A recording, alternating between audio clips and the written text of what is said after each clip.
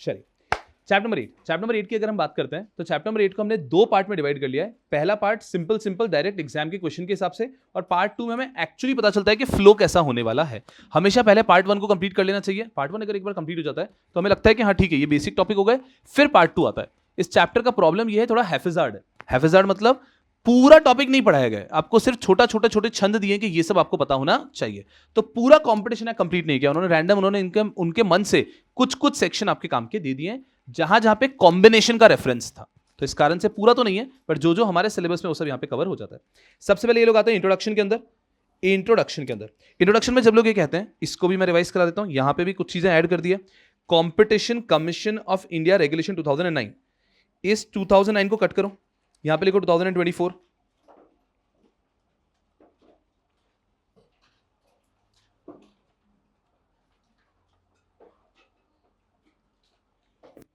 Competition commission of India general regulation 2024, सही है। उसके बाद तो बेसिक चीज है कि हमारा जो ये 2009 का रेगुलेशन था ये भी रिवाइज हो चुका है। उसके बाद में हमारा एक और नया रेगुलेशन है जो आ चुका है, ये जो हमने लिखा है सीसीआई कॉम्बिनेशन रेगुलेशन 2024। सो यहां पर आता हूं मैं, इसको भी हटा देते हैं, स्क्रीन पे देख लो पहले, जल्दबाजी नहीं। सीसीआई कॉम्बिनेशन रेगुलेशन 2024 लिख लो वहां पे फटाफट से, सेकंड पॉइंट को कट कर दो, सीसीआई कॉम्बिनेशन रेगुलेशन 2024। तो अब अगर आपके एग्जाम में रेगुलेटरी फ्रेमवर्क पूछ लिया जाता है, वैसे तो पूछेंगे नहीं वो लोग, बट अगर कभी उनको ऐसा लगता है कि बोनस मार्क्स दे देते हैं बच्चों को, what is the regulatory framework, statutory provision क्या क्या है, तो कॉम्पिटिशन एक्ट 2002 तो एज इट इज है, notification by CCI as it is है। अब दो चीजें हो गई, जो competition commission of India general regulation 2009 था ये हो चुका है 2024, और इसकी जगह पे हम लिख लेते हैं सीसीआई कॉम्बिनेशन रेगुलेशन 2024। तो एकदम सिंपल, काफी आसान हो जाता है। ये हो गया रेगुलेटरी प्रोविजन इंट्रोडक्शन के अंदर। इसके बाद में ये लेके जाते हैं kinds of combination. I think पूरी क्लास को काइंड्स ऑफ कॉम्बिनेशन सबसे आसान टॉपिक लगेगा। काइंड्स ऑफ कॉम्बिनेशन में आते हैं 5 प्रकार के कॉम्बिनेशन है। 3 हो गए हमारे, वर्टिकल, हॉरिजॉन्टल और कॉन्ग्लोमरेट। ये अगर हम देख रहे हैं on the basis of economic activity तो हो जाएगा हमारा horizontal combination, vertical combination and conglomerate combination. और अगर हम देखना चाहते हैं ज्योग्राफिकली तो हो जाएगा एक तो डोमेस्टिक कॉम्बिनेशन और एक क्रॉस बॉर्डर। डोमेस्टिक मतलब दोनों पार्टीज भारत के अंदर है, क्रॉस बॉर्डर कोई ना कोई एक पार्टी भारत के बाहर है, एकदम सिंपल। तो ये हो जाता है हमारा काइंड्स ऑफ कॉम्बिनेशन। तो यहां तक हम देखें तो कुछ पढ़ा ही नहीं हमने, introduction, regulatory framework and kinds of combination. फिर ये लेकर आते हैं कॉम्बिनेशन का एनालिसिस। अब यहाँ पे कुछ कॉम्बिनेशन का एनालिसिस करते हैं, जिसके अंदर कॉम्बिनेशन का एनालिसिस कंट्रोल के साथ में करेंगे। चलो ठीक है, हम लोग पहले थ्रेशोल्ड देख लेते हैं, फिर आते हैं, फिर ये आ जाते हैं सीधा सा थ्रेशोल्ड के टॉपिक पे। थ्रेशोल्ड का जो टॉपिक है that is very relevant. Threshold सबसे पहले आपको याद ही हो जाना चाहिए, अगर थ्रेशोल्ड याद है तो ही आप आगे बढ़ सकते हो। थ्रेशोल्ड नोट्स में थ्रेशोल्ड। चलिए पूरी क्लास का फोकस यहाँ पे थ्रेशोल्ड पूरा फ्रेश तरीके से हम लोगों ने लिख दिया है। अगर हम बात कर रहे हैं कभी भी threshold for filing notice enterprise level पे, इंडिविजुअली एंटरप्राइज लेवल के ऊपर, अगर इंडिया के अंदर असेट किससे ज्यादा 2500 करोड़ से ज्यादा, तो अगर कभी भी इंडिया के अंदर आपका असेट 2500 करोड़ से ज्यादा है तो आपको नोटिस देना पड़ेगा। फिर ये कहते हैं world wide with India leg more than कितना 1.25 बिलियन, विथ एटलीस्ट भारत में कितना 1250 करोड़। तो अगर कभी भी हम बात करते हैं एंटरप्राइज लेवल इंडिया के अंदर 2500 करोड़ से ज्यादा असेट है तो आपको नोटिस देना पड़ेगा। सीसीआई को थ्रेशोल्ड है कि अगर इस प्रकार का कोई कॉम्बिनेशन कर रहे हो आप तो आपको नोटिस देना पड़ता है। तो एंटरप्राइज लेवल पे अगर 2500 करोड़ से ज्यादा तो नोटिस देना पड़ेगा। अगर वर्ल्ड वाइड बात करते हैं विद इंडियन लेग, तो अगर वर्ल्ड वाइड आपका 1.25 बिलियन है और उसमें से 1250 करोड़ इंडिया के अंदर है तो भी आपको नोटिस देना पड़ेगा। फिर अगर चले जाते हैं कि ये असेट नहीं, टर्नओवर के बेस पे, एंटरप्राइज लेवल पे अगर टर्नओवर के बेस पे देखते हैं तो एंटरप्राइज का टर्नओवर अगर इससे बढ़ा के कितना हो गया 7500 करोड़ से ज्यादा अगर आपका टर्नओवर है तो आपको नोटिस देना पड़ेगा। और अगर इंटरनेशनल विद इंडियन लेग की बात करते हैं तो 3 बिलियन से बढ़ के कितना हो चुका है 3.75 बिलियन, विद एटलीस्ट इंडिया के अंदर 3750 करोड़। अगर इस लिमिट को क्रॉस करता है तो आपको नोटिस देना पड़ेगा। तो सबसे पहले ये याद हो जाना चाहिए। उसके बाद में देते हैं, या फिर अगर ग्रुप लेवल पे देखते हैं कि आपका छोड़ा आपका पूरा ग्रुप मिला के इंडिया के अंदर टर्नओवर कितना, असेट कितना 10,000 करोड़ से ज्यादा है। और अगर हम मिलाते हैं सबको वर्ल्ड वाइड, ये कितना हो चुका है? 5 बिलियन, जिसमें से कि भारत में कितना होना चाहिए? 1250। ये लिमिट चेंज हुई नहीं है, ये ऐसा कैसे ही रहता है। उसके बाद में यहां पे आ जाते हैं, अगर हम बात करते हैं टर्नओवर की, तो ये बढ़ के कितना हो चुका है? 30,000 करोड़। और अगर हम यहां पे आते हैं 12 बिलियन से बढ़ के 15 बिलियन, जिसमें भारत में कम से कम होना चाहिए सेम 3750 करोड़। हर एक व्यक्ति ने आराम से मन में ये लिमिट्स पहले याद ही हो जानी चाहिए, एकदम सिंपल। सही है? याद आ रहा है लिमिट कितना था? विद इंडिया में, ठीक है, टर्नओवर टोटल इंडिया में, ये हो गया एंटरप्राइज लेवल पे। ग्रुप लेवल की बात करते हैं तो ग्रुप लेवल के अंदर विद इन इंडिया,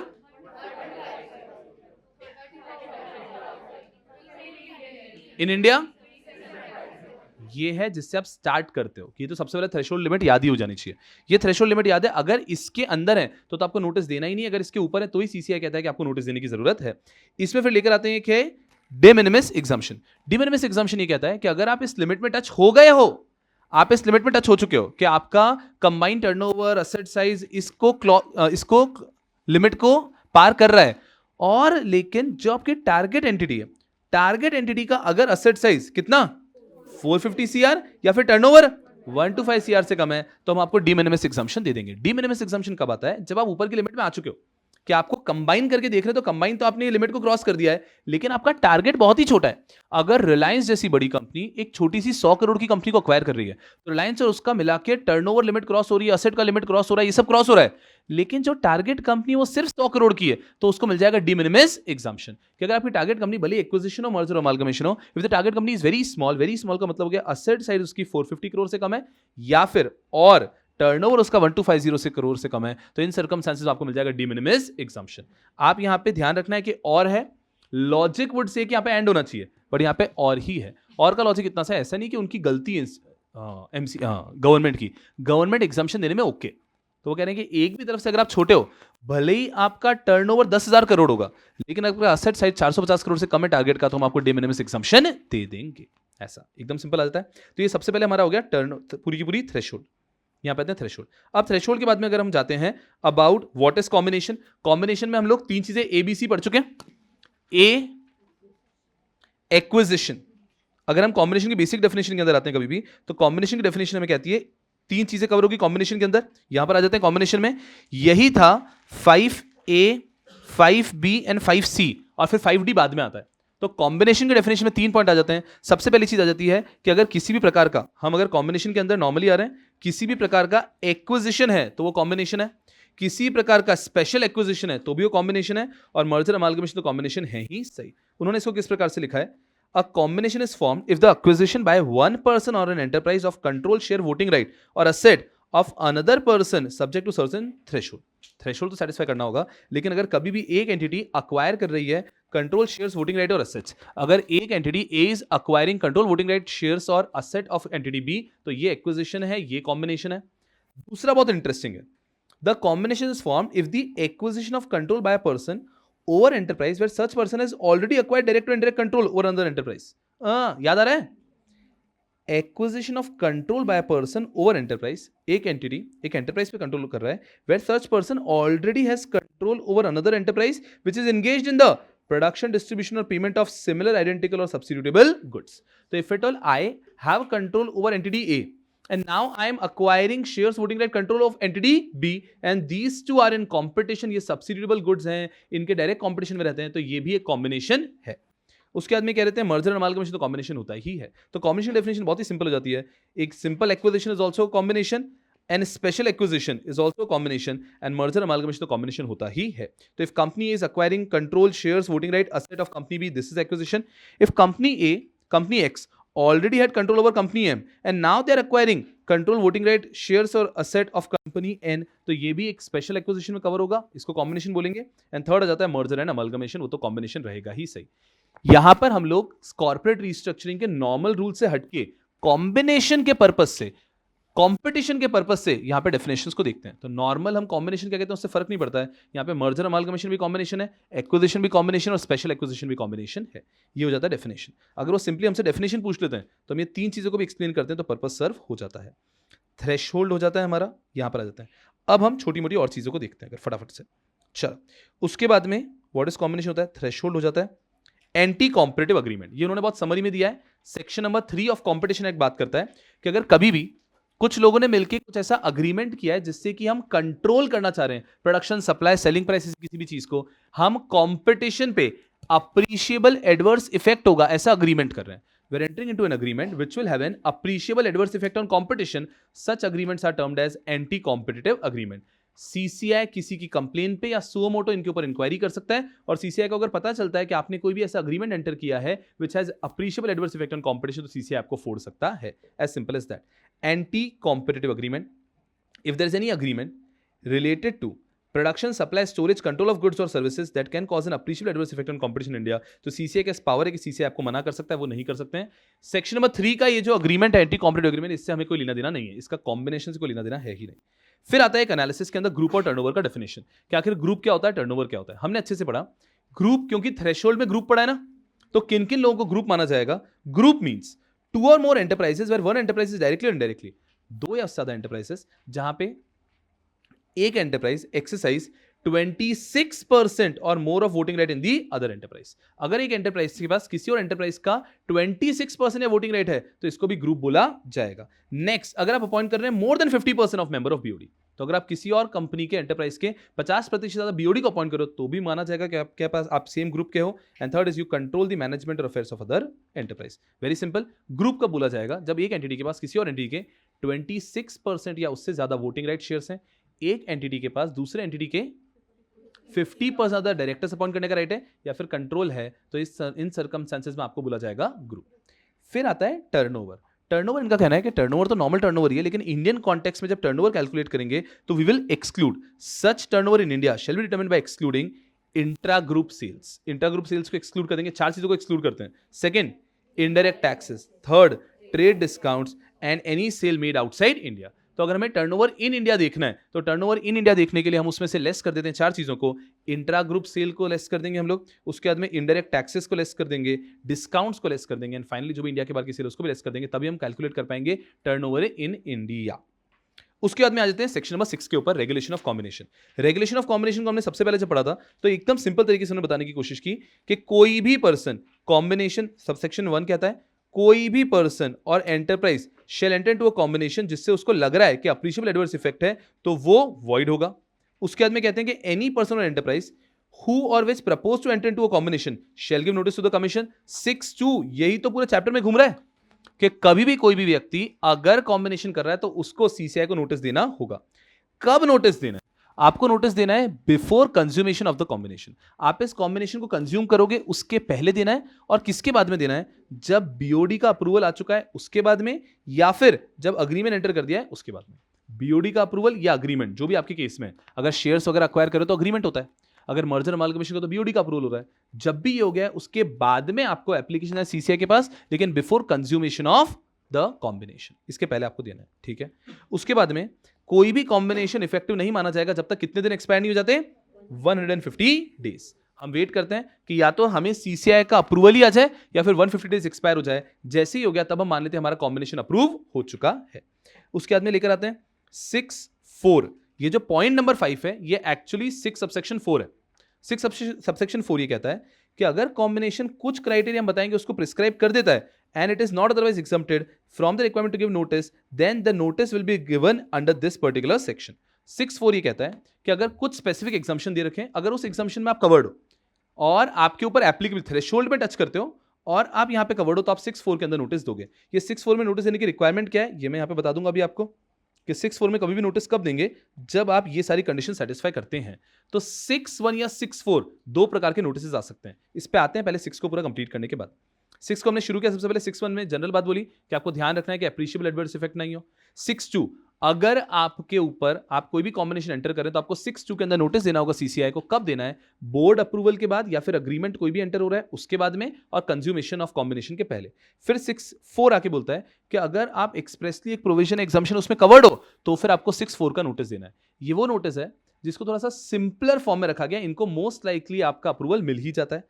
उसके बाद में ये आके कहते हैं आगे, if within the period referred to in subsection 1 of section 20 the commission finds that combination notified under subsection 4 does not fulfill the requirement, अगर कोई आया है 6(4) का नोटिस लेके, लेकिन पता चलता है 6(4) के अंदर एलिजिबल नहीं है, does not fulfill the requirement under subsection, or the information declaration are materially incorrect, the approval under subsection 5 shall be void ab initio and the commission may pass such order as it may deem fit, provided that no such order shall be passed unless the parties to the combination have been given an opportunity of being heard। अगर किसी भी व्यक्ति ने subsection 4 के अंदर notice दे दिया, जबकि CCI को बाद में लगता है कि नहीं, आप सबसेक्शन 4 में एलिजिबल ही नहीं है, आपको तो नॉर्मल 6(2) के हिसाब से आना चाहिए था, आप कहां से 6(4) के हिसाब से आ रहे हो, तो सीसीआई उनको वापस भेज सकता है कि जाओ जाके 6(2) के हिसाब से आओ, और उनको जो अभी तक उन्होंने किया उसको वॉइड डिक्लेयर कर सकता है। तो 6(2) और 6(4) के दो रूट्स हैं, उसके ऊपर हम लोग आते हैं बस ये 10th पॉइंट रीड करने के बाद में, कि ये पूरा प्रोविजन अप्लाई नहीं करेगा on share subscription, financing facility, or any acquisition by public financial institution, foreign portfolio investor, banks or category 1 AIF pursuant to any covenant of a loan agreement or investment agreement। तो ये 4 लोगों पे apply नहीं करेगा, public financial institution पे, foreign portfolio investor पे, banks पे और कैटेगरी 1 AIF पे ये प्रोविजन अप्लाई नहीं करेगा। ऐसा क्योंकि ये लोग लोन देते हैं, और अगर किसी व्यक्ति ने लोन रीपे नहीं किया है तो आप कोई शेयर को अक्वायर कर सकते हो, वहां पर 6 अप्लाई नहीं करेगा, आपको नोटिस देने की कोई जरूरत नहीं। 6 को अगर हम देखते हैं तो एकदम वेग सा लगता है, अब उसको ऑर्गेनाइज करने की कोशिश करते हैं, पूरी क्लास का फोकस यहां पे। What is section number 6 of CCI? Section number 6 of CCI act हमारे लिए सबसे इंपॉर्टेंट सेक्शन ये कहता है रेगुलेशन ऑफ कॉम्बिनेशन, कि कभी भी अगर कॉम्बिनेशन आप एंटर कर रहे हो तो आपको उसको रेगुलेट करना है, आपको सीसीआई से जाके अप्रूवल लेना है। सवाल आता है अप्रूवल किस में लेना है? 6(2) में अप्रूवल लेना है। आप कोई भी कॉम्बिनेशन कर रहे हो, आपको 6(2) के अंदर अप्रूवल लेना है। ऑब्वियसली तभी अप्रूवल लेना होगा जब आप थ्रेशोल्ड से ज्यादा हो। अगर आप थ्रेशोल्ड से कम हो, जो हमने थ्रेशोल्ड पढ़ा, तो आपको अप्रूवल देना ही नहीं, नोटिस देना ही नहीं है। लेकिन अगर आप थ्रेशोल्ड से ज्यादा हो तो 6(2) में नोटिस देना कंपलसरी है। Story close. अब ये रूल था। फिर उन्होंने कहा कि यार कुछ ऐसी कंपनीज हैं जिनको अब इस लिमिट से तो ज्यादा है, तो उनका वही 2000 करोड़ 5000 करोड़ इन सबसे लिमिट से तो ज्यादा है, तो उनको अब नोटिस तो देना है। लेकिन सीसीआई कह रहा है कि हम हमारा स्पेशल फोकस इन पे वेस्ट नहीं करना चाहते, तो वी वांट सीसीआई के अंदर 2 टीम हो। एक उन लोगों के पास सारे वो केसेस जिनको हम ऑब्वियसली अप्रूवल देने ही वाले हैं, पर वो थ्रेशोल्ड से ज्यादा है तो हमारे पास एप्लीकेशन आ गया है, उनको सेपरेट फ्लो से भेजना है, और जिनको हमें डिटेल में चेक करना है उनको सेपरेट फ्लो से रखना है। तो सीसीआई ने 2 बनाया, 6(2) और 6(4). 6(2) में वो है जिनको हम प्रॉपर्ली चेक करेंगे, इनके एप्लीकेशन को डिटेल में चेक किया जाएगा। 6(4) वो है उनको भी चेक तो करेंगे, पर मोस्ट लाइकली उनको अप्रूवल दे ही देंगे। तो 6(2) और 6(4) सीसीआई ने अपने मैनेजमेंट के लिए 2 रूट बनाए। अब 6(4) में कौन एलिजिबल है, उन्होंने उसके लिए क्लियर डेफिनेशन बनाई। 6(4) में सेक्शन नंबर 6 में 2 तरीके हैं। 6(2) कहता है that is a regular route, exempt तो आप यहां पे भी नहीं होने चाहिए, और 6(4) कहता है एग्जाम्प्ट यहां पे भी नहीं होने चाहिए, but this is a prescribe company के लिए रूट। प्रिस्क्राइब कंपनीज कौन सी हो गई? जिनको सीसीआई कह रहा है कि मोस्ट लाइकली इनको अप्रूवल दे ही देंगे, बट लॉ में क्या लिखा?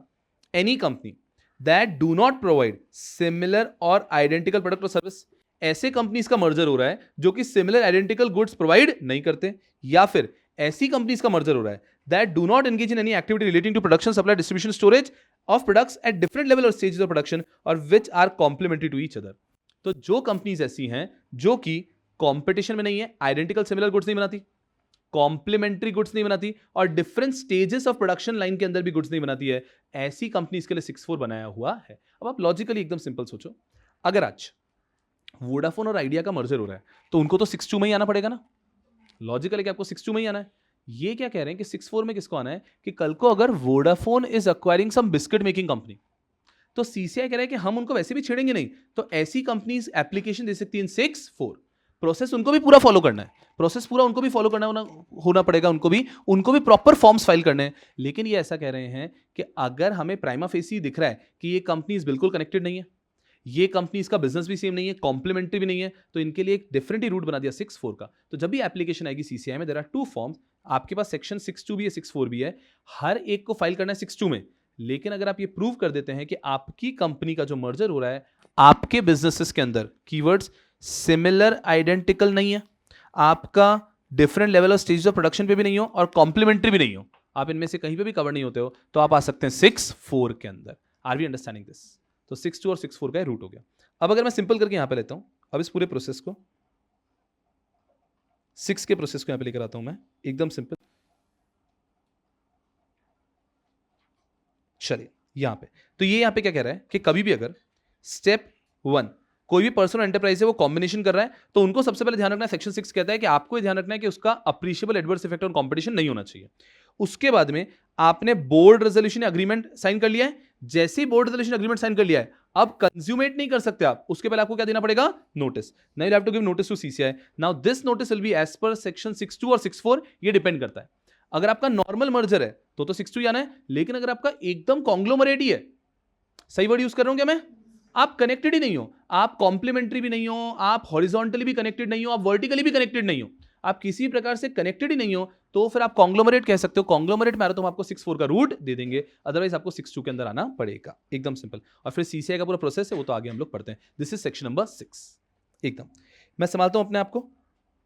अगर यहां पर आते हैं हम लोग, तो हम लोग सिंपल देख रहे हैं, entry company, meaning of group, regulation of combination. फिर आता है ओपन ऑफर 6A। 6A क्या कहता है, आई थिंक आप लोगों को ऑलरेडी याद हो गया। 6A कहता है कि कभी भी अगर कोई भी एक्विजिशन कर रहे हैं और उस एक्विजिशन के कारण हमारे ऊपर ओपन ऑफर ऑब्लिगेशन टच हो गई है, तो क्या हम लोग फिर एक्विजिशन कर लें, ओपन ऑफर दें, या फिर रुकें सीसीआई के अप्रूवल के लिए। लॉ कहता है कि आप ओपन ऑफर दे दो, आपको सीसीआई के अप्रूवल के लिए रुकने के लिए कोई जरूरत नहीं है। आप ओपन ऑफर दे दो, शेयर्स भी एक्वायर कर लो, लेकिन इन शेयर्स के ऊपर आप किसी भी प्रकार का वोटिंग राइट एक्सरसाइज नहीं कर सकते। आप वोटिंग राइट तब तक एक्सरसाइज नहीं कर सकते हो जब तक सीसीआई का अप्रूवल नहीं आ जाता है। इस बीच कोई डिविडेंड वगैरह मिल गया तो ले लेते हैं, डिविडेंड मिल गया, ये सब आप ले लेते हो। यहां तक कि एक्सेप्शनल ये चीज भी है कि अगर कंपनी का लिक्विडेशन वाइंडिंग अप की बात आई, तो वहां पे आप वोटिंग राइट भी एक्सरसाइज कर सकते हो, बट जो रेगुलर वोटिंग राइट है वो आप एक्सरसाइज नहीं कर, कंज्यूमेट नहीं करोगे जब तक सीसीआई का अप्रूवल नहीं आ जाता है। तो 6A को देखते हैं हम लोग यहां पे। 6A क्या कहता है, कोई भी कॉम्बिनेशन है, it attracts open offer requirement under takeover code. Takeover code में ओपन ऑफर रिक्वायरमेंट आ चुकी है, ठीक है। तो ये कहता है कि रुक जाओ, आपको टेक ओवर कोड में ओपन ऑफर रिक्वायरमेंट आई है क्या, आप सीसीआई के पास में you can file the notice with CCI, CCI को नोटिस फाइल कर दो, लेकिन आपको सीसीआई के अप्रूवल के लिए रुकने की कोई जरूरत नहीं है। आप सीधा जा सकते हो and you can continue with the obligation of open offer. Steps को फॉलो करो। स्टेप 1 में आपने ट्रिगर कर दिया ओपन ऑफर। अब ये नहीं कहना सीसीआई के ओपन ऑफर दे दो, आप सीसीआई को नोटिस फाइल कर दो स्टेप 2 में, लेकिन नोटिस फाइल करने के सीसीआई के अप्रूवल के लिए मत रुको, उसमें तो 150 डेज लग जाएंगे ना। आप सीधे जाके स्टेप 3 में जाके ओपन ऑफर ऑब्लिगेशन फुलफिल कर लो। Step 3, continue the open offer obligation. Then once you completed the open offer obligation, फिर आप रुको, अपने जो शेयर एक्वायर के उसमें वोटिंग राइट वगैरह एक्सरसाइज नहीं कर सकते, रुको फॉर द अप्रूवल। जब आपको अप्रूवल मिल चुका है, उसका स्टेप 5 में you can consummate the take over, you can acquire, can exercise the control. Simple, this is 6A। 6 another easy provision आ जाता है। इसके बाद में exemption to oil and banking, ये तो अननेसेसरी एक एग्जाम्पशन दे रखा है बस। अगर हम आ जाते हैं ऑयल एंड बैंकिंग, ये रहा exemption to banking sector and oil and gas sector. सबसे पहले कह लेते हैं रीजनल रूरल बैंक को एग्जाम्पशन दे रखा है, नेशनलाइज बैंक को एग्जाम्पशन दे रखा है, ऑयल एंड गैस सेक्टर को एग्जाम्पशन दे रखा है। Regional rural banks under regional rural bank act 1976 are exempted. Nationalise bank under banking company acquisition and transfer undertaking act 1970 and the banking company acquisition and transfer undertaking 1980, इसके अंदर exemption मिला है। And oil and gas sector को petroleum act 1934, oil fields regulation development act 1948 के अंदर exemption मिला हुआ है। ये बहुत पुराने एग्जाम्पशंस हैं, बट अगर ये पूछ लेते हैं हमसे कि बैंकिंग ऑयल एंड गैस की एग्जाम्पशन, नाम से पूछते हैं बैंकिंग ऑयल एंड गैस की एग्जाम्पशन, तो हम लिखते हैं बिल्कुल रीजनल रूरल बैंक को मिला था बैंकिंग में, नेशनलाइज बैंक को मिला था बैंकिंग में, और ऑयल एंड गैस के अंदर ऑयल एंड गैस सेक्टर को भी मिला था। अननेसेसरी टॉपिक है, बहुत रेलेवेंट है एज ऑन डेट। अब मैं आ जाता हूं, उसके बाद में आ जाता है प्री फाइलिंग कंसल्टेशन। मुझे आप लोग बता दो, प्री फाइलिंग कंसल्टेशन कितने दिन पहले फाइल करना होता है, 10 डेज पहले फाइल करना होता है, ठीक है। प्री फाइलिंग कंसल्टेशन में वो मुझे क्या लिख के देते हैं उनका पूरा ओपिनियन, नहीं, it is informal as well as verbal. उसके बाद में मुझे साथ में उनको क्या क्या देना है, समरी देना है, ड्राफ्ट फॉर्म देना है, साथ में बेसिक डिटेल्स देने हैं मुझको, मेरे जो क्वेश्चन पूछने, अदर डिटेल्स दे सकता हूं मैं, रेलेवेंट मार्केट की डिटेल देने, जो क्वेश्चंस पूछना है, ये सब चीजें मैं लिख के दूंगा। तो what is pre filing consultation? Pre filing consultation is a method that we've copied from international practices. Under this method, we have an option. Obviously, it is not mandatory. Every applicant has an option that he can choose to go for pre-filing before filing the final form. But they have to make an application for this at least 10 days prior to the decided date of filing the application form, so that proper team can be allocated for pre-filing discussion. Pre-filing discussion is informal as well as verbal. मतलब इन्होंने जो भी कहा है वो they are not bound by it. And whenever you filing for pre filing consultation, आपको draft अपना form 1 और 2 फाइल करना होगा, समरी फाइल करनी होगी और साथ में बेसिक डिटेल्स फाइल करनी है, आपके जो क्वेश्चन है वो फाइल करने हैं, ये सब डिटेल्स आपको देने हैं प्री फाइलिंग। और लास्ट आ जाता है यहाँ पे एक topic, factors to determine appreciable adverse effect on competition. This is nothing but 20 subsection 4, क्या सही है? 20 सबसेक्शन 4 के अंदर हम लोगों ने पढ़ा है अप्रीशिएबल एडवर्स इफेक्ट ऑन कॉम्बिनेशन। ये एग्जाम के लिए बहुत इंपॉर्टेंट, इस पे स्टार मार्क कर रखा है। The commission shall have due regard to all or any of the following factors listed under section 24। इसके अंदर ये बताते हैं कि अप्रीशिएबल एडवर्स इफेक्ट माना जाएगा आपको ये सब फैक्टर्स कंसिडर करने के बाद। आपको चेक करना है कि इस कॉम्बिनेशन का अप्रीशिएबल एडवर्स इफेक्ट ऑन कंपटीशन हो रहा है या नहीं। हमें चेक करना है कि इसका अप्रीशिएबल एडवर्स इफेक्ट ऑन कंपटीशन हो रहा है नहीं। हम ये सब चेक करेंगे। क्या? पहला, actual and potential level of competition through import in the market, कि एक्चुअल लेवल ऑफ कंपटीशन कितना है। Extent of barriers to entry, कि नया व्यक्ति इस बिजनेस में एंटर कर सकता है नहीं कर सकता है। जितना बड़ा बैरियर होगा उतना कंपटीशन कम होगा, सही है। उसके बाद में level of concentration in the market, क्या मार्केट पूरा का पूरा 1-2 प्लेयर के हाथ में ही है या फिर इक्वली डिवाइडेड है। उसके बाद में degree of countervailing power in the market. Countervailing power समझते हैं, काउंटर वेलिंग ड्यूटी से मैंने इसको पढ़ाया था कि किसी और के बेनिफिट को सरपास करने के लिए, बराबर करने के लिए हम जो और बेनिफिट दे रहे हैं, ये कितना पावर है आपके पास में। likelihood that the combination result in parties the company being able to significantly and sustainably increase price, कि ये कॉम्बिनेशन के बाद में क्या ये पार्टीज मार्केट में प्राइसेस को बढ़ाने की पावर रखते हैं या नहीं रखते हैं। जैसे कि एयरटेल और जियो का मर्जर हो गया, तो कल को ये क्या हमारे पैकेजेस को डबल भी प्राइस कर सकते हैं? कर सकते हैं, रोकेगा कौन इनको? तो ऐसा कि अगर लगता है कि इतने डोमिनेटिंग हो जाएंगे और ये प्राइसिंग बढ़ा सकते हैं, क्या ये एक फैक्टर हो गया। उसके बाद में क्या कॉम्पिटिशन सस्टेन करेगा या नहीं करेगा, इनके सब्सिट्यूट्स है या नहीं है, मार्केट शेयर कितना हो जाएगा, will this amount to removal of vigorous और इफेक्टिव कंपटीशन, वर्टिकल इंटीग्रेशन हो रहा है क्या यहाँ पे, फेलिंग बिजनेस का कोई एंगल है क्या यहाँ पे, इनोवेशन होने वाला है क्या, रिलेवेटिव एडवांटेज कितना मिल जाएगा, बेनिफिट आउटवे कर देते हैं क्या एडवर्स इंपैक्ट। ये सब चीजें ध्यान में रखते हुए वी विल डिसाइड कि हमें कोई भी कंपटीशन के अंदर अप्रीशिएबल एडवर्स इफेक्ट है या नहीं है। सीसीआई भी यही चेक करता है, कंपनीज भी चेक करती है, सब लोग यही चेक कर रहे हैं। ये सारे फैक्टर्स हैं, एग्जाम में कॉमनली वो पूछ सकते हैं what are the factors to be considered. Now you will have to try and repeat as many factors as you can. If you are able to repeat all the factors तो जन्नत एकदम। Level of competition कितना है आपका, counter वेलिंग major कितना होगा, इसके बाद में मार्केट शेयर कितना हो जाएगा, एंट्री बैरियर कितना है, इंपोर्ट का इंपैक्ट है क्या, ये सब फैक्टर्स आपको यहाँ पे लिखने हैं। अगर आप ये सब फैक्टर्स में सारे लिख पाते हो एकदम जन्नत है। Try and right 90% of the points लिख देते हो तो इजीली मार्क्स मिल जाते हैं। एग्जाम में 2 से 3 बार पूछा हुआ क्वेश्चन है कि what are the factors to be considered while determining appreciable adverse effect on combination। अब रुक जाओ, आगे बढ़ने के पहले कंट्रोल क्या होता है हम लोगों ने पहले भी डिस्कस किया है। पहले तो ग्रुप का मतलब वापस बोल देता हूं। ग्रुप का मतलब जब एक एंटिटी का दूसरी एंटिटी के अंदर कितने वोटिंग राइट है, 26% और मोर। दूसरी चीज 50% बीओडी, 50% ज्यादा बीओडी अपॉइंट करने का राइट है और कंट्रोल है। फिर यहां पे कंट्रोल के अंदर डिस्कस किया कि पॉजिटिव कंट्रोल तो कंट्रोल होता ही है, even negative control is a control.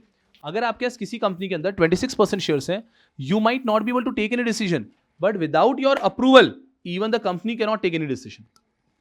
26% से क्या होता है, 74% बाकियों के पास है, तो अगर आपके पास 26 है तो कंपनी एसआर पास नहीं कर पाएगी। तो even negative control is a control जहां पे you have a veto power that you can stop any decision, that is also considered as control.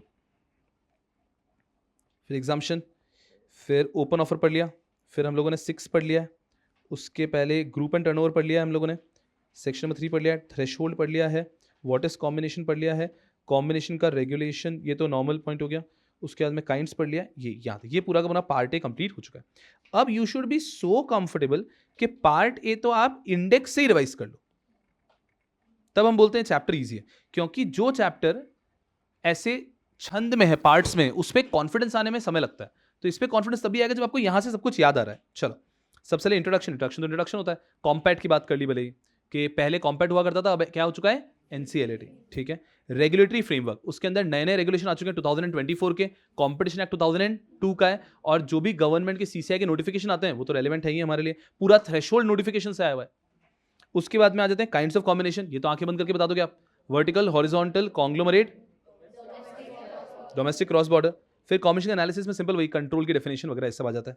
उसके बाद में व्हाट इज कॉम्बिनेशन, कॉम्बिनेशन के अंदर अगर मैं आता हूं 5ABC के अंदर, 5ABC के अंदर acquisition is there, special acquisition is there and merger and amalgamation. Acquisition को लिख देते हैं when any entity is acquiring shares, voting right, control और assets in either entity. If any entity already has control over some other entity and is acquiring shares voting right control over some entity which is in direct competition or sells similar product or goods or identical goods, and this is also acquisition. And third is merger amalgamation is acquisition. फिर आ जाते हैं ये लोग threshold पे. 1 2 चलो सबसे पहले यहाँ पे अमाउंट बोल दो. 2500 CR कह रहे हो क्या? ठीक है. और वही अगर टर्नओवर का लिमिट है तो 7500 CR. ठीक है. उसके बाद में अगर इंडिया के बाहर, अभी भी एंटरप्राइज लेवल पे ही हूं मैं, इंडिया के बाहर टोटल 1.25 बिलियन, जिसमें से इंडिया में होना चाहिए 1250 CR. और वहीं अगर टर्नओवर में आ जाऊंगा तो 3.75 बिलियन, जिसमें से इंडिया में होना चाहिए 31750 CR. फिर अगर मैं ग्रुप लेवल पे जाता, ग्रुप मतलब वही 26%, 50%, 26%, मोर देन 50% और कंट्रोल. सही है क्या ग्रुप का डेफिनेशन? अब अगर यहाँ पे मैं लिमिट में आ जाता हूँ ग्रुप लेवल पे, तो इंडिया के अंदर 10,000 करोड़, इंडिया के अंदर 10,000 करोड़ पक्की बात. और अगर टर्नओवर 30,000 करोड़. और अब मैं वर्ल्ड वाइड की बात करूं तो बिलियन में कितना हो जाएगा? 5 बिलियन. ठीक है. और उसमें से इंडिया में 1250. और अगर टर्नओवर पे आ जाऊं 15 बिलियन, और उसमें से इंडिया में, आपको दिमाग में पूरा ये कंठस्थी होना चाहिए, इससे तो टॉपिक शुरू होता है ऐसा. फिर आता है डी मिनिमस एग्जम्पशन. ये तब आएगा अगर एक लिमिट इस थ्रेशोल्ड, रुको तो सही, इस थ्रेशोल्ड को टच कर जाता है. कोई भी एंटिटी है जो दोनों मिलने के बाद में इस थ्रेशोल्ड को टच कर जा रहे हैं, लेकिन उसके बाद में देख रहे हैं कि हमारे दो इक्वल एंटिटी नहीं है, एक बहुत बड़ा और एक छोटू सा है. If the target company is very small but combine में they are touching the threshold limit, then they can get de minimis exemption, in which कितना होना चाहिए asset of the target company 450 CR के अंतर्गत, या फिर टर्नओवर 1250 के अंदर. अगर इन दोनों में से किसी के भी अंदर है टारगेट कंपनी, तो फिर आपको मिल जाएगा एग्जम्पशन डी मिनिमस. काफी आसान है. इसके बाद में थ्रेशोल्ड का एंटी कॉम्पिटिटिव एग्रीमेंट तो ठीक है. उसके बाद meaning of group and turnover. Group का definition 26%, more than 50% and control. और टर्नओवर के अंदर चार चीजें इंक्लूड करेंगे जब टर्नओवर इन इंडिया कैलकुलेट कर रहे हैं.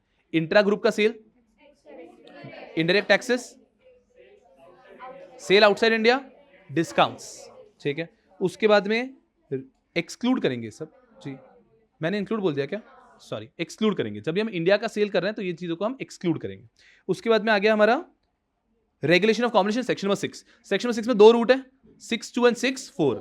नॉर्मली हर एक एंटिटी को फॉलो करना है 6(2), लेकिन अगर आपकी एंटिटी ऐसी है जिसके अंदर आइडेंटिकल सिमिलर गुड्स का भी मर्जर, दोनों कंपनीज में मर्जर हो रहा है, वो आइडेंटिकल सिमिलर गुड्स में भी नहीं है, वो different stages of production line में भी नहीं है, कॉम्प्लीमेंट्री भी नहीं है, अगर इन सब में आप नहीं है तो यू कैन गो इन 6(4). एकदम सिंपल है. तो 6(2) और 6(4) का रूट चलता है.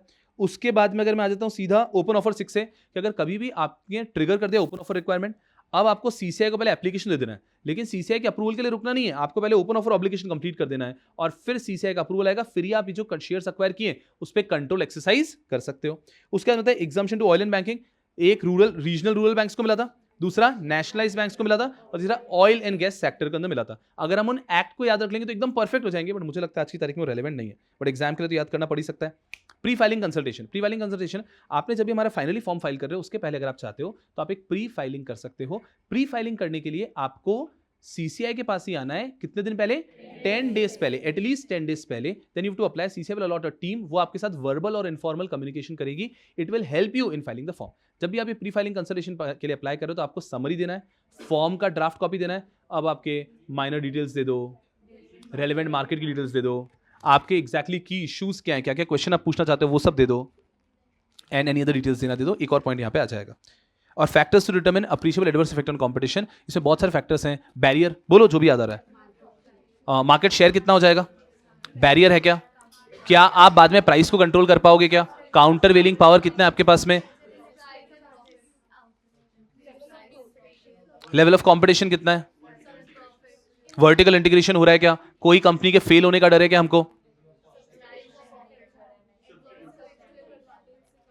अपने लेवल पे ध्यान रखना है, बट आप इसको रट नहीं पाओगे, आपको हर बार रीड करते जाना है. और जब भी आप रीड करते जाओगे तो आपको कंफर्टेबल लेना है कि बिना देखे हम कितने पॉइंट्स बोल पर हैं. फिर आपने निकाले यार ये 3 पॉइंट में हमेशा भूल जाता हूं, and then you have to read those points again. Comfortably हो जाता है, बहुत ईजी है. एंड आई थिंक ये तो कॉपी पेस्ट है एग्जीक्यूटिव का, तो एफर्ट वैसे भी आपको ज्यादा लेने की जरूरत नहीं पड़ेगी. और ये हमारा पार्ट ए कंप्लीट हो गया. Part A is done. बस इतना कॉन्फिडेंस है कि पार्ट ए में कुछ भी आ जाए बहुत कंफर्टेबली हम हैंडल कर पाए. इसके बाद होता है पार्ट बी. पार्ट ए अगर अच्छे से हुआ तो पार्ट बी ईजी जाता है. वैसे भी पार्ट बी बहुत कठिन नहीं है, जबकि part B is actually law. वहां पे थोड़ा सा लॉजिकल तरीके से हमें सेक्शंस पढ़ने हैं। अब पार्ट बी को इस प्रकार से पढ़ते हैं हम लोग कि इंपॉर्टेंट सेक्शंस, उसके बाद में सीसीआई का कॉम्बिनेशन का रेगुलेशन, उसके बाद में क्राइटेरिया फॉर एग्जाम्पशन, और फिर सेक्शन 5D आते हैं इंपॉर्टेंट सेक्शंस के ऊपर। सेक्शन नंबर 20 ये बताता है कि किस प्रकार से, हमने अभी तक सिर्फ पढ़ा है कि 6.2 या 6.4 में एप्लीकेशन आता है, बट उसके बाद में क्या होता है, ये सेक्शंस होते हैं। जैसे ही एप्लीकेशन आ गया उसके बाद these sections have to be followed. अभी बताते हैं क्या है section number 20, inquiry into combination by the commission. Commission या तो 21 के अंदर सुओ मोटो इंक्वायरी कर सकती है with in 1 year from the combination, कि आपने नोटिस ही नहीं दिया था, आपने प्रिज्यूम कर लिया तो हम तो एग्जाम्पशन में कवर्ड है, लेकिन सीसीआई ने देखा और आपको लगा कि नहीं आप एग्जाम्पशन में कवर्ड नहीं हो, तो सीसीआई सुओ मोटो भी आपके ऊपर इंक्वायरी कर सकती है। और 22 में अगर आपने नोटिस दिया 6.2 का, तो सीसीआई फिर इंक्वायरी करेगी, सीसीआई को पूरा इंक्वायरी कंप्लीट कर देना विद इन 150 डेज। उसके बाद में ये इंक्वायरी में हम करते क्या है, whether combination is causing appreciable adverse effect on competition और नॉट। ये जो हमने 20 सबसेक्शन 4 के पॉइंट्स पढ़े वो यहाँ पे चेक किए जाते हैं। 20 सबसेक्शन 3 में central government can prescribe the threshold under which central government is already prescribed thresholds, and 20 subsection 4 में factors to be determined appreciable adverse effect on competition. तो सेक्शन नंबर 20 बताता है इंक्वायरी करेगा सीसीआई। सीसीआई इंक्वायरी कैसे करता है, जैसे ही आता है कोई भी एप्लीकेशन, फिर सीसीआई चेक करेगा कि appreciable adverse effect on competition है या नहीं है। वो कैसे चेक करेगा, ये आगे दे रखा है सेक्शन 29 में। सेक्शन 29 देता है प्रोसीजर। प्रोसीजर में बताता है कि कोई भी कॉम्बिनेशन जैसे हुआ, कॉम्बिनेशन ने सीसीआई को दिया नोटिस, अब CCI with in 30 days makes a prima facie view.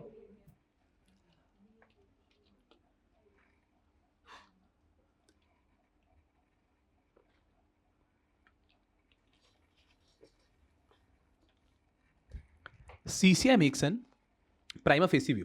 इस प्राइमा फेसी व्यू में सीसीआई 30 डेज में डिसाइड करता है कि अप्रीशिएबल एडवर्स इफेक्ट है या नहीं है। यहां पे अगर वो एक प्राइमा फेसी व्यू बना देता है कि अप्रीशिएबल एडवर्स इफेक्ट नहीं है, तो हमने तो ये भी पढ़ लिया है कि डीम्ड अप्रूवल है यहाँ पे कि भैया आप मजे लो, अब आप आगे बढ़ो आराम से। सो सबसे पहले 30 डेज के अंदर CCI forms a prima facie view कि अप्रीशिएबल एडवर्स इफेक्ट है या नहीं है। अगर उन्होंने कहा कि appreciable adverse effect on competition है, then step 3 combination will have to submit a reply.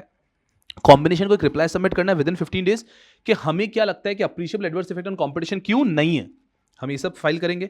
जैसे ही हमने फाइल कर दिया उसके बाद में step 4 CCI will ask for a report from DG. हम सिर्फ उनकी बात पे थोड़ी ना मान लेंगे, अब हम डीजी को बोलेंगे आप रिपोर्ट बनाओ और चेक करो कि appreciable adverse effect on competition है या नहीं है।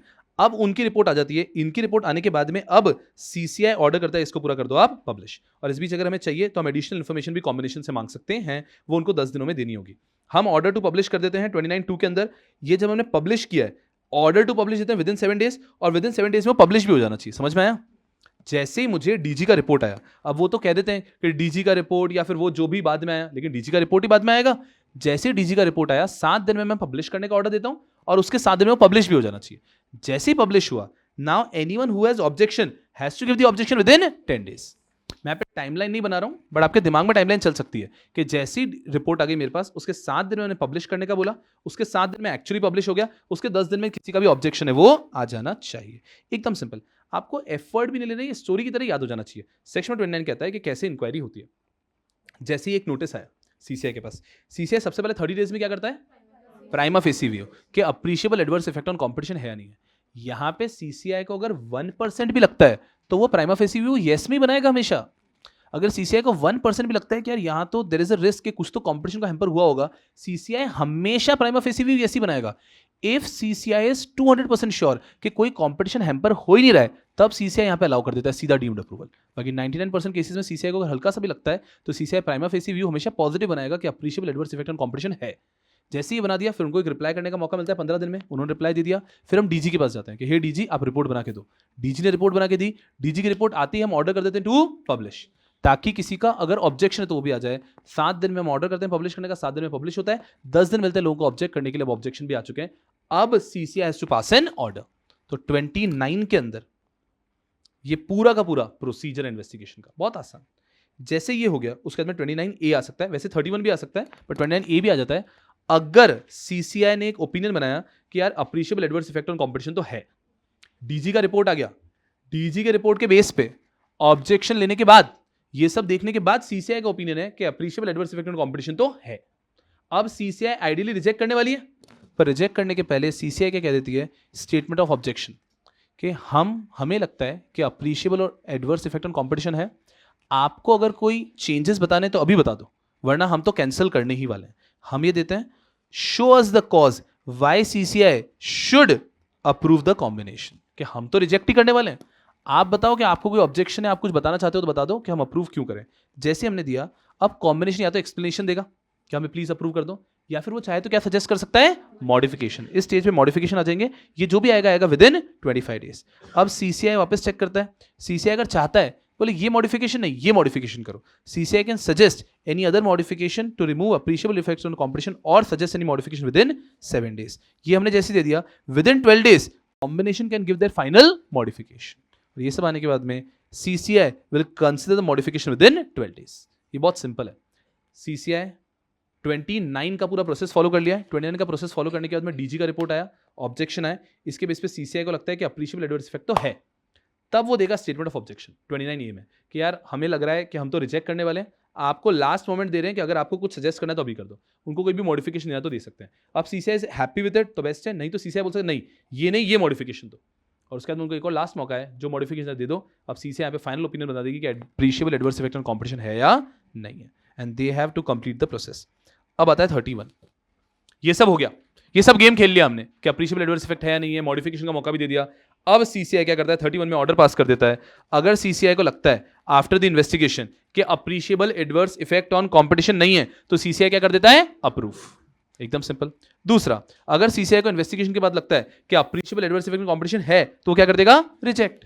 और फिर आता है ये कि अगर उनको लगता है कि अप्रिशिएबल एडवर्स इफेक्ट तो था लेकिन मॉडिफिकेशन से वो रिमूव हो जाएगा, तो भी वो क्या कर देता है, अप्रूव। ऐसा। तो इसी के लिए आप जब नोट्स में देखोगे तो एक टॉपिक लिखा है कि सीसीआई किस प्रकार के ऑर्डर पास करता है, तो कहते हैं अप्रूव, रिजेक्ट या मॉडिफाई। मॉडिफाई का मतलब यही है कि हम आपके फाइनल को अप्रूव तो कर रहे हैं but subject to certain modification. उसके बाद में आ गया कि अगर कोई प्राइमा फेसी ओपिनियन हमने दिया ही नहीं है, इसका मतलब है कहीं ना कहीं हम आपको क्या दे रहे हैं, डीम्ड अप्रूवल। और अगर हमने 150 डेज में कोई एक्शन नहीं लिए तो भी आपको मिल रहा है डीम्ड अप्रूवल। तो 31 कहता है कि सीसीआई क्या क्या कर सकता है, सीसीआई या तो आपको एक्सप्रेस अप्रूवल दे सकता है कि कोई भी appreciable adverse effect on competition नहीं है, सीसीआई चाहे तो एक्सप्रेस रिजेक्शन दे सकता है कि आपका appreciable adverse effect on competition है, या फिर सीसीआई चाहे तो आपको एक मॉडिफिकेशन अप्रूव करा सकता है कि ये मॉडिफिकेशन कर लिया तो डन है, तो भी अप्रूवल मिल सकता है। उसके अगर आपने मॉडिफिकेशन कर लिया तो ही अप्रूवल मिलेगा। और फिर दो केसेस जहाँ पे डीम्ड अप्रूवल है, अगर प्राइमा फेसी ओपिनियन ही नहीं बनाया तो डीम्ड अप्रूवल, और अगर 150 डेज तक कोई भी ऑर्डर पास नहीं किया तो भी डीम्ड अप्रूवल। काफी आसान। उसके बाद में एक ऐसी टॉपिक है 32, वो भी हम साथ में सीरीज में चल रहा है, 31 तक 32 भी पढ़ लेते हैं। 32 talks about extra territorial jurisdiction. ठीक है, ये इस फ्लो में नहीं है, फ्लो में 31 खत्म हो गया क्योंकि अप्रूवल मिल गया, रिजेक्शन हो गया ना, पर 32 भी पढ़ लेते हैं हम लोग। एक्स्ट्रा टेरिटोरियल जुरिसडिक्शन, ये क्या कहते हैं, actions which are taking place outside India but having an effect on competition in India. अगर कोई भी एक्शन है जो पूरे हो भारत के बाहर रहे लेकिन उसका भारत में कोई इंपैक्ट है, तो सीसीआई के पास अथॉरिटी है। हमारे रेलेवेंट 2 पॉइंट मैंने ब्लैक में लिखे हैं, any combination taking place outside India और any party to combination is outside India. But if such a combination is having an appreciable adverse effect on competition in India, तो CCI has the power to pass any order. I repeat again, if there is a combination which is taking place outside India, or there is a combination in which any party is outside India, still CCI has the power to inquire and pass any order if it is causing an appreciable adverse effect on competition in India. ये हमारा combination related point हो गए। इसके अलावा इसी section में लिखा है कि if any agreement is entered under section 3 outside India, anti competitive agreement, या फिर if any party to such agreement is outside India, या फिर any party abusing its dominant position is outside India. तो हमारे सीसीआई यहां पे तो नहीं, बट एग्जीक्यूटिव में आपने पढ़ाई है, तो एग्जीक्यूटिव में सीसीआई की अगर बात करते हैं तो उसमें डोमिनेंट पोजीशन को कोई अब्यूज ना करे, ये भी इंपॉर्टेंट पावर है। एंटी कॉम्पिटिटिव अग्रीमेंट ना हो, ये भी इंपॉर्टेंट पावर है। और कॉम्बिनेशन को भी रेगुलेट करना रहा, तो यहां पे हमारे काम का कॉम्बिनेशन हो गया, लेकिन 32 तो इन सबकी बात करेगा। तो 32 क्या कहता है कि अगर इंडिया के बाहर कोई अग्रीमेंट एंटर हुआ है तो भी सीसीआई उसके ऊपर इंक्वायरी करने का और ऑर्डर पास करने की पावर रखता है। कोई अग्रीमेंट एंटर हुआ है जिसकी पार्टी इंडिया के बाहर है तो भी राइट है। अगर कोई इंडिया के बाहर की पार्टी जो अपनी डोमिनेंट पोजीशन को अब्यूज कर रहा है तो भी सीसीआई के पास पावर है। और उसके बाद में कोई भी कॉम्बिनेशन इंडिया के बाहर है या कोई भी पार्टी इंडिया के बाहर है, इन सब केसेस में सीसीआई के पास में पावर है कि वो इंक्वायर करके ऑर्डर पास कर सकता है। ऑब्वियसली बात है कि सीसीआई कुछ भी कर ले, वो फाइनली अपनी पावर को तो इंडिया में एक्सरसाइज कर पाएगा ना। तो अगर सीसीआई गूगल के अगेंस्ट ऑर्डर पास करता है तो भले ही कुछ भी करे CCI, practically CCI can just control Google का ऑपरेशन इन इंडिया। तो गूगल टीवी मैन्युफैक्चरर्स पे अपने डोमिनेंट पोजीशन का अब्यूज करके और उसमें अपने प्ले स्टोर को कंपल्सिव कर रहा था और अग्रीमेंट एंटर करवा रहा था कि आप कोई और एजेंसी, कोई और एप्लीकेशन के स्टोर को यहां पे रखोगे ही नहीं। तो ये गूगल अपने डोमिनेंट पोजीशन को मिसयूज कर रहा था, सीसीआई ऑर्डर पास कर सकता है, जबकि ये इंडिया के बाहर के अग्रीमेंट हुए ना। पर सीसीआई की लिमिट क्या हो जाएगी फॉर अंडरस्टैंडिंग पर्पस कि सीसीआई कह सकता है कि इंडिया में आप ये नहीं करोगे। इंडिया के बाहर तो जो वो करना चाहे वो कर ही सकते ना, बट इंडिया के अंदर आप ये रेस्ट्रिक्शन इंपोज नहीं कर सकते हो। ऐसा CCI चाहे तो ऑर्डर पास कर सकता है। ये 32 की बात हो गई जनरल। अब अगर मैं बात करता हूं यहां पे पार्ट बी के अंदर, तो ये सारे सेक्शंस 29, 29A, 31, 32 ये हो जाते हैं। फिर आता है CCI combination regulation 2004 regulation 5 to 13। इसको लेके ये है कि फॉर्म का प्रोसीजरल पार्ट क्या है। बहुत ही सिंपल सा पार्ट है, अभी एकदम सिंपल। CCI कॉम्बिनेशन रेगुलेशन 2024 ये कहता है कि कोई भी कॉम्बिनेशन अगर कभी भी एंटर हुआ है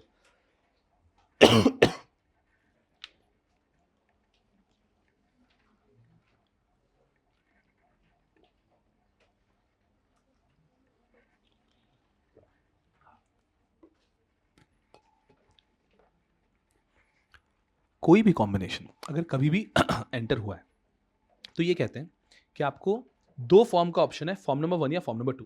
ठीक है, अब हर एक एंटिटी तो फॉर्म नंबर 1 ही फाइल करने की कोशिश करेगी, क्योंकि फॉर्म नंबर 1 के साथ फीस कितनी है 30 लाख और फॉर्म नंबर 2 के साथ फीस कितनी है 90 लाख। बट उन्होंने ऑप्शन नहीं दे रखा है। उनका कहना है कि फॉर्म नंबर 2 कंपलसरी है। किन केसेस में? इन केसेस। अगर यहां पर आ गए तो फॉर्म नंबर 2 कंपलसरी है। ये केसेस क्या है? If the parties are engaged in production, supply, distribution, storage, sale और trade of similar identical substitutable goods और सर्विस, मतलब आपका आइडेंटिकल या सब्स्टिट्यूटेबल गुड्स है और इस मर्जर के बाद आपका मार्केट शेयर कितना हो जाएगा 15% से ज्यादा। तो अगर देखो, अगर आप कॉन्ग्लोमरेट में हो तो वैसे ही आप 6(4) में फॉर्म 1 में चले जाओगे ना। याद आ रहा है? 6(4) में अलाउड ही किसको है? जिनका बिजनेस बिल्कुल अलग है, आइडेंटिकल भी नहीं है, सिमिलर भी नहीं है, आपका कॉम्प्लीमेंट्री भी नहीं है, स्टेज ऑफ प्रोडक्शन ऐसा कुछ है ही नहीं, तो आप 6(4) में चले जाते हो और 6(4) फॉर्म 1 में सेटिस्फाइड है। बट अगर आप 6(2) में हो कि नहीं हमारा तो आइडेंटिकल बिजनेस है, तो जरूरी नहीं है कि हर 6(2) का फॉर्म भी फॉर्म नंबर 2 में जाए। तब देखेंगे कि आपका इंपैक्ट कितना है। कि आप कंपटीशन में हो, ठीक है, लेकिन आप दोनों का कंबाइंड मार्केट शेयर कितना है? अगर आपका कंबाइंड मार्केट शेयर 15% से ज्यादा है then you have to come in 6(2). और अगर आपका वर्टिकल इंटीग्रेशन हो रहा है और आपका कंबाइंड मार्केट शेयर 25% से ज्यादा है then you have to come in से फॉर्म नंबर 2। तो ये कहते हैं कि अगर कभी भी आपके गुड्स जो है वो सिमिलर, आइडेंटिकल या सब्स्टिट्यूटेबल गुड्स हैं, तो इन सर्कमस्टेंसेस में अगर आपका मार्केट शेयर 15% से ज्यादा है तो फॉर्म नंबर 2 आएगा। लेकिन वहीं अगर आप वर्टिकल इंटीग्रेशन कर रहे हैं, सही है क्या, डिफरेंट स्टेजेस ऑफ प्रोडक्शन है, तो मार्केट शेयर अगर आपका 25% से ज्यादा है तो आपको फॉर्म 2 के अंदर आना है। तो इनका कहने का मतलब ये हो गया है, ऐसे समझो 6(2) के अंदर भी दो कैटेगरीज हो जाएगी। अगर आपका मार्केट शेयर बहुत ही ज्यादा हो रहा है तो आपको फॉर्म नंबर 2 में आना है, और अगर आपका मार्केट शेयर रीजनेबल है, आफ्टर द एक्विजिशन भी 5-10% ही हो रहा है, तो आप फॉर्म 1 के अंदर भी आ सकते हो।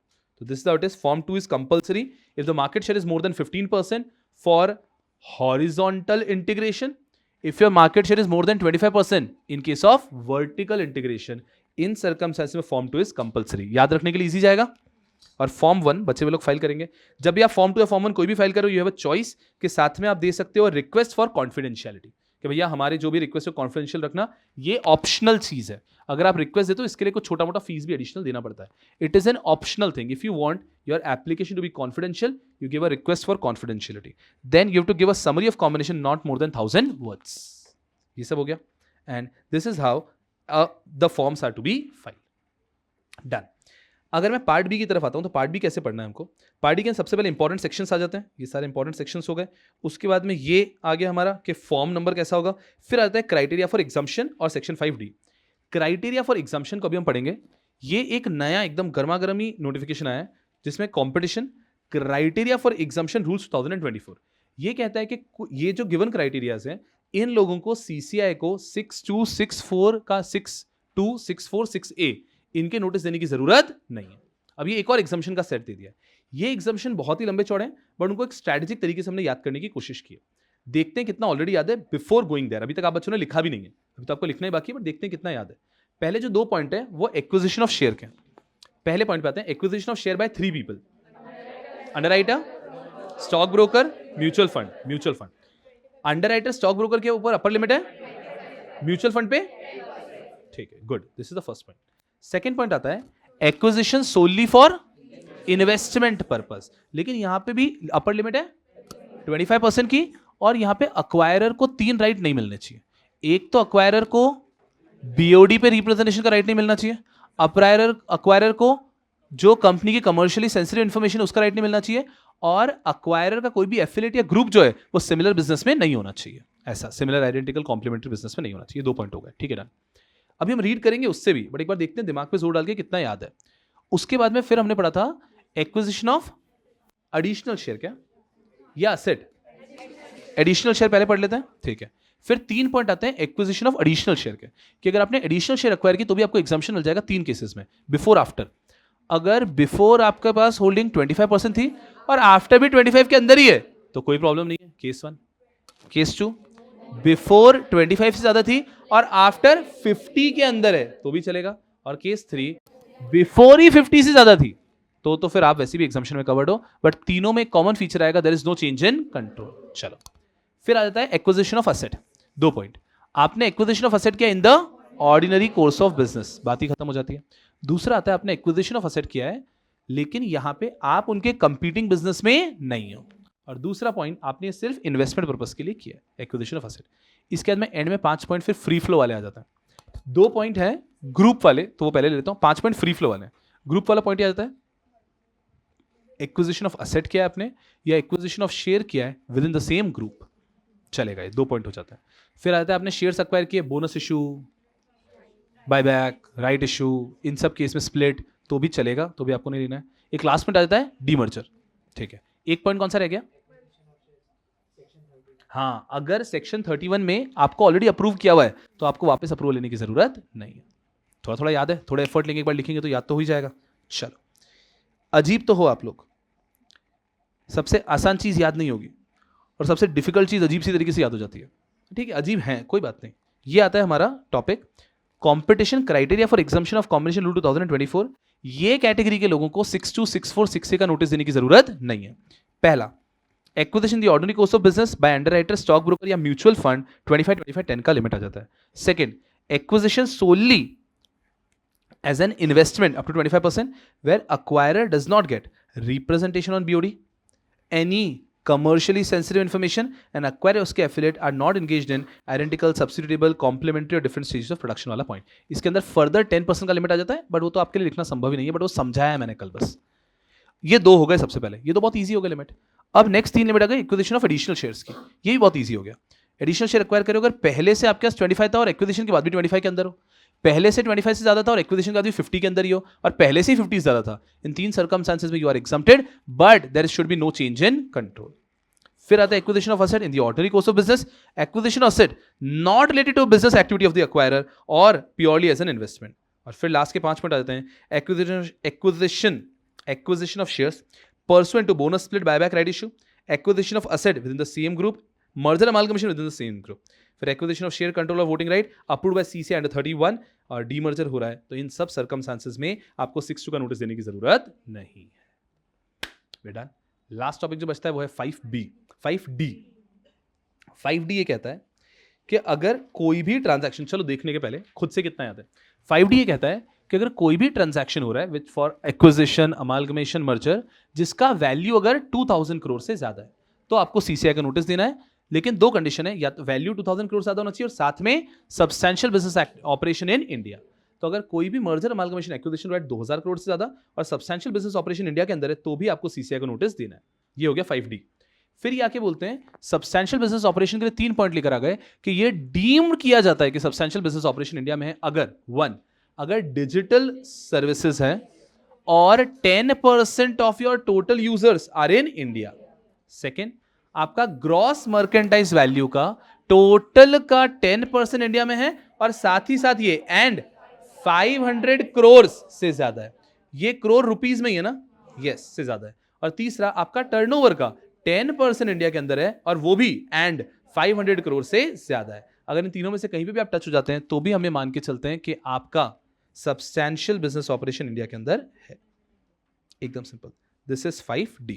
Value of any transaction connection of acquisition, merger, amalgamation exceeds 2000 crore और साथ ही साथ substantial business operation are in India. And when do we presume substantial business operation in India? For digital service provider, अगर business user in India are 10% of the total users globally, second, या फिर और mercantile value जो आपका gross value है वो total का 10% भारत में है एंड वो साथ में 500 करोड़ भी है, और टर्नओवर जो टोटल वर्ल्ड का है उसका 10% इंडिया में है और साथ में 500 करोड़ भी। इन तीनों में से कोई भी लिमिट आप टच कर देते हो तो हमें मान के चलते हैं कि substantial business operations are in India. अब अगर आप इसको देखते हो तो you should be able to say everything even from here, ऐसा कि 20 में क्या दे रखा था, 20 में उन्होंने सिर्फ बेसिक बात की थी कि 21 में 22 में सुओमोटो भी हो सकता है, या फिर वो खुद से भी इंक्वायर कर, सुओमोटो मतलब खुद से होता है, खुद से कर सकते हैं, या 6(2) के नोटिस के अंदर भी इंक्वायर कर सकते हैं। 150 डेज का टाइम पीरियड है और सुओमोटो में 1 ईयर का टाइम लिमिट है, ठीक है। 24 के अंदर appreciable adverse effect on competition check किया जाता है। 23 के अंदर सेंट्रल गवर्नमेंट के पास पावर होती है कि वो नोटिफिकेशन से लिमिट्स को चेंज कर सकता है। फिर हम लोग 29 में आ जाते हैं, कैसे इंक्वायरी इन्वेस्टिगेशन होता है। पूरा प्रोसेस 29 का ही तो है, प्राइमा फेसी का पॉइंट। प्राइमा फेसी में जैसे ही लगता है उनको रिप्लाई करना होता है, उन्होंने रिप्लाई कर दिया, फिर हम डीजी को देते हैं, डीजी का रिपोर्ट आने के बाद पब्लिश करते हैं, ऑब्जेक्शन ये सब लेके हम 29A में चले जाते हैं। अब हमें अगर ऑब्जेक्शन है तो ऑब्जेक्शन उनसे मांगते हैं कि बताओ क्यों नहीं, हम आपको रिजेक्ट करने वाले हैं, बताओ क्यों अप्रूवल दें। उन्होंने मॉडिफिकेशन दिया, हमें अच्छा लगा तो ठीक, नहीं तो हम एडिशनल मॉडिफिकेशन देते हैं। उन्होंने रिप्लाई दिया, फाइनली हम डिसाइड करते हैं और 31 में ऑर्डर पास करते हैं, अप्रूव कर सकते हैं, रिजेक्ट कर सकते हैं, मॉडिफाई कर सकते हैं, एकदम सिंपल। और डीम्ड अप्रूवल मिल जाता है 2 केसेस में, अगर 30 डेज में हमने प्राइमा फेसी ओपिनियन ही नहीं बनाया उनका तो, या फिर प्राइमा फेसी ओपिनियन भले ही बनाया था, फिर इंक्वायरी कर रहे थे और 150 डेज एक्सपायर हो गए, हमने कोई ऑर्डर पास नहीं किया, मतलब डीम्ड अप्रूवल है उनके पास, बहुत ही जबरदस्त। फिर 5 to 13 में आते हैं फॉर्म 1 फॉर्म 2। फॉर्म 1 के साथ में 30 लाख की फीस, फॉर्म 2 के साथ में 90 लाख रुपीस की फीस, दोनों के साथ में आप रिक्वेस्ट फॉर कॉन्फिडेंशियलिटी दे सकते हो अगर आप चाहो तो, दोनों के साथ में समरी देना होता है नॉट मोर देन 1000 वर्ड्स, काफी आसान हो गया है। उसके बाद में हमने पढ़ा फॉर्म 2 कब देना कंपलसरी है। फॉर्म 2 देना तब कंपलसरी अगर आपका हॉरिजॉन्टल इंटीग्रेशन हो रहा है, मर्जर अमाल्गमेशन हॉरिजॉन्टली हो रहा है और मार्केट शेयर किससे ज्यादा हो जाएगा, 15% से ज्यादा। और फॉर्म 2 देना साथ ही साथ अगर आपका वर्टिकल इंटीग्रेशन और मार्केट शेयर 25 ज्यादा होगा तो भी आपको फॉर्म 2 देना जरूरी है, सिंपल। फिर आता है हमारा ये एग्जाम्पशन का, अभी हमने 2 बार देखा, और 5D अभी जस्ट हमने देखा। You should be so confident that you should be able to revise the entire chapter from the index and then you read it and then you improvise कि और ये चीज नई सीखने को मिली। That's all for this session. I'm going to see you guys in the next lecture. Bye.